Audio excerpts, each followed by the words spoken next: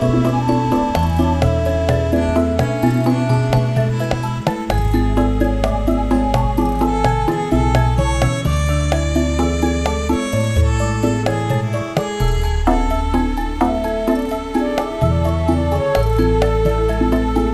wong desa ya kok ngene iki lho.